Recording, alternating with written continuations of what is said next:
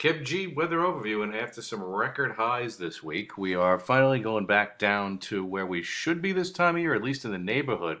But this is the Climate Prediction Center, and this is what they have for January 12th through 16. Much of the nation, if this is right, is going to be basking in above normal temperatures, with the exception of Florida, which would be near normal, and the West Coast, where they're having a lot of action out there. That is where the wintry weather basically resides over the next 7 to 10 days.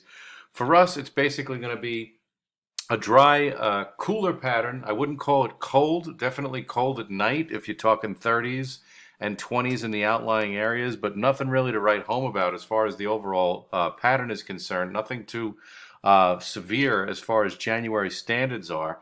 If we look at the overall map, you can see that on the West Coast, this is off the European model, the action stays on the West Coast. The volatile weather, the severe weather in terms of heavy rain and heavy mountain snow, that stays out west. And as a result, it's sort of a what would be described as basically a west to east wind flow, where these storms really don't make it over the Rocky Mountains. They sort of peter out as they get across, and nothing really goes on here, and we're in kind of a dry pattern. Now, by the time we get off into next weekend, the models are trying to play around with a storm around next Friday or Saturday, and in this type of scenario, while we would still have a lot of the action out west, there could be enough room underneath for a storm to get going in the southeast part of the United States.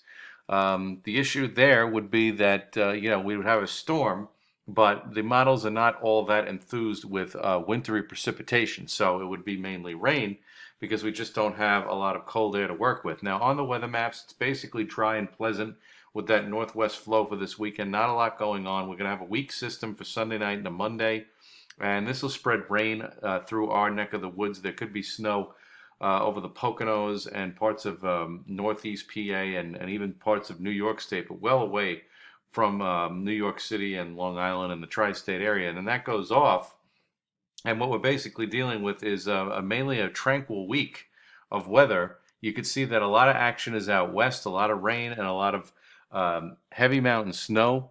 And by the time we get to next Friday, around January 13th, the model tries to spin up a storm, and it basically locks it off in the eastern part of the United States. And what we're left with is rain along the coast and maybe some snow over the ski areas. But this is a long way out. I mean, this would be something that we'd have to monitor for any changes that go on later. But for the most part, this is basically a very calm weather pattern by January standards. Nothing too terribly cold. We're in the mid 40s today, highs around 50 in some places, and tomorrow we'll probably have highs around 45.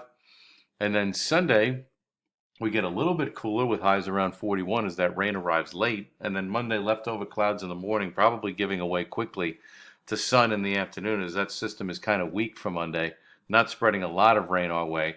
And then Tuesday, highs around 45. Wednesday, basically the same with highs in the middle 40s.